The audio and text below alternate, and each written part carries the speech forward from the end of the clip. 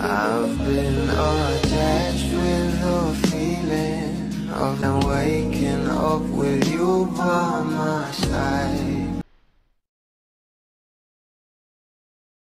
Trending na at pinag-uusapan sa social media ang isang video ng ating Donnie at Bal Mariano na kung saan ay may napansin nga raw sa ating Donnie Pangilinan na ginawan nga agad ng issue ng mga bashers. Narito nga guys sa nasabing video. Ayon nga sa mga bula, bilis gumawa ng nega kwentos pagputol ang nakita.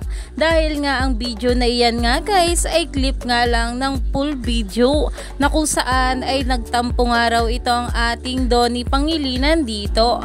At ayon dito, kailan ba sila nagkautak nung isang Can't Buy Me Love Rod nga sa ASAP nung launching, nag-aayos lang ng blocking, ang dami na kagad narratives. At sabi naman dito, nagtampo yung Donnie. True po, may nag-post kasi sa TikTok na cut yung video. Then may nag-share dito, ayun dami na naman negative comments kay Donnie. Kung hindi ba naman papansin, magpo-post lang cut pa, hindi full.